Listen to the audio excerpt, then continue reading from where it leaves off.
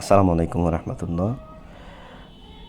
18তম by সহকারী মৌলবীতে কী ধরনের প্রশ্ন করে ভিডিওতে অবশ্যই দেখবেন। ভিডিওর পরে এর সমাধানগুলো, যে প্রশ্নগুলো করা হয়েছে তার সমাধানগুলো আমি দেওয়ার চেষ্টা করেছি।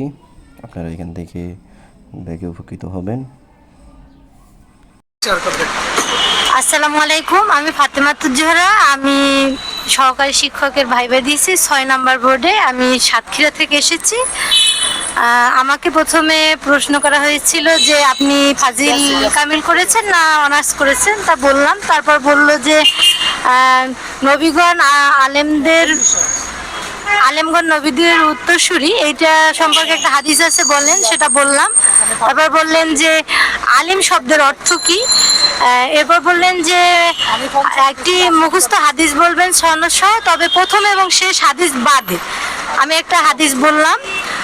দেন বললো যে দায়ী শব্দের অর্থ কি। আমি বললো যে দুই একজন, আপনি কি দায়ী? আমি বললাম জি, আমিও ইনশাল্লাহ দায়ী, বা এখনো দায়ী এবং ভবিষ্যতে ভালো করে হওয়ার চেষ্টা করব। তখন তারা বললো যে একজন ম্যাডাম ছিলেন, বললেন যে 2-3 জন দায়ীর নাম বলেন। আমি পছন্দ মতো 2-3 জন, মিজানুর রহমান আজহারি, এরকম কয়েকজন বললাম। তারপর উনি বললেন যে যাদেরকে দাওয়াত দেওয়া হয় তাকে কি বলা হয়। তা আমি আমার জ্ঞান অনুযায়ী আমি বললাম যে মাদু বা দাওয়াত প্রাপ্ত বলা হয়, সেটা বললাম। মাথা নাড়ালেন। দেন বলল কি যে আপনি টিচার হয়ে কীরকম পাঠদান করার ইচ্ছা। তখন আমি বললাম যে বেস্টটা দেওয়ার চেষ্টা করবো ইনশাল্লাহ। হ্যাঁ, এখনো তো হয়নি, হলে আরো পারফেক্ট হওয়ার চেষ্টা করবো। বললো আপনাকে ধন্যবাদ। তারপর লাস্টে বললো যে মুখ শুকিয়ে গেছে, খাওয়া দাওয়া করেননি। আমি বললাম না ম্যাডাম, খেয়েছি, হয়তো দূরে থেকে আসছি, এরকম।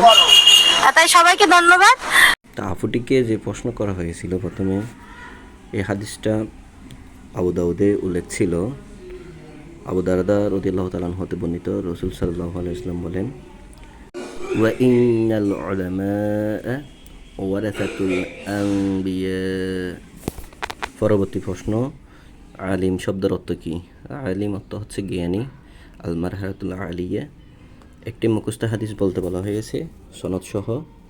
আন আবি মুসা রাদিয়াল্লাহু আনহু قال قالوا يا رسول الله صلى الله عليه وسلم أي الإسلام أفضل؟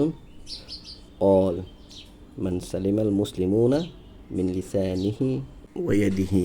নিচে এর অনুবাদ আছে, আপনারা অনুবাদটা দেখে নিতে পারেন। আবু মুসা রাদিয়াল্লাহু তাআলা আনহু হতে বর্ণিত, তিনি বলেন,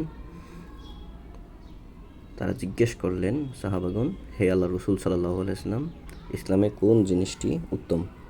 তিনি বললেন, যার জিহ্বা ও হাত হতে মুসলিমগণ নিরাপদ থাকে।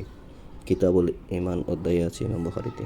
আপনারা চাইলে আপনাদের মতো মুখস্থ হাদিস বলতে পারেন, তবে এইসব একটু বেশি সহজ। মানুষের মুখে মুখে একটু বেশি মুখস্থ থাকে, স্টুডেন্টের মুখে আলিমও পড়ানো হয়। অথবা মুখস্থ হাদিসে এই হাদিসটাও বলতে পারেন, আন আবদুল্লাহ ইবনে আমর রাদিয়াল্লাহু আনহু আন্না রাজুলান সাআলান নাবিয়্যু আইয়ুল ইসলামি খায়রুন قال تطعم الطعام وتقري السلام على من عرفت ومن لم تعرف। এই হাদিসটা কিতাবুল ঈমান অধ্যায়ে সহিহ বুখারীতে উল্লেখ আছে। আপনারা চাইলে অনুবাদটাও দেখে নিতে পারেন। আবদুল্লাহ ইবনে আমর রাদিয়াল্লাহু আনহু হতে বর্ণিত, জনৈক ব্যক্তি আল্লাহর রাসূল সাল্লাল্লাহু আলাইহি সাল্লামকে জিজ্ঞেস করলো, ইসলামে কোন জিনিসটি উত্তম? তিনি বললেন, তুমি খাদ্য খাওয়াবে ও চেনা অচেনা সকলকে সালাম দিবে। পরবর্তী প্রশ্ন ছিল, দায়ী শব্দের অর্থ কী? দাওয়াত প্রদান করেন যিনি, তাকে দায়ী বলা হয়। তো কোরআনে এই সম্পর্কে কোন আয়াত আছে কি না? হ্যাঁ, সূরা মায়েদার 67 নম্বর আয়াতে, ইয়া আইয়ুহার রাসূল বাল্লিগ মা উনজিলা ইলাইকা মির রাব্বিকা ওয়া ইন লাম তাফআল ফামা বাল্লিগতা রিসালাতাহু والله يعصمك من الناس إن الله لا يهدي القوم الكافرين। অনুবাদটা হচ্ছে, হে রাসূল, তোমার প্রতিপালকের নিকট থেকে যা তোমার প্রতি অবতীর্ণ হয়েছে তা প্রচার করো।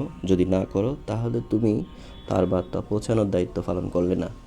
মানুষের অনিষ্ট হতে আল্লাহ তোমাকে রক্ষা করবেন। আল্লাহ কাফির সম্প্রদায়কে কখনো সৎপথ প্রদর্শন করবেন না। দায়ী সম্পর্কে কোরআনেও দেওয়া হলো, আবার একটা হাদিসও যদি জিজ্ঞেস করে আপনারা শিখে নিতে পারেন। বাল্লিগু আন্নি ওয়ালাউ আয়া, সহিহ আল বুখারীতে 3461 আছে। এর পরবর্তী প্রশ্ন, কয়েকজন দায়ী। আপনার ইচ্ছা ও পছন্দ অনুযায়ী ইসলামী বক্তাদের নাম বলতে পারেন বর্তমানে, যাদেরগুলো আপনার গ্রহণযোগ্য মনে হয়।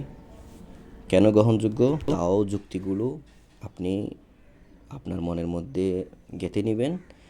বিতর্কিত বক্তাদের নাম বলবেন না, তাইলে আপনাকে বিভিন্ন প্রশ্ন করে ফাঁসাতে পারে। এজন্য বিতর্কিত এড়িয়ে চলবেন।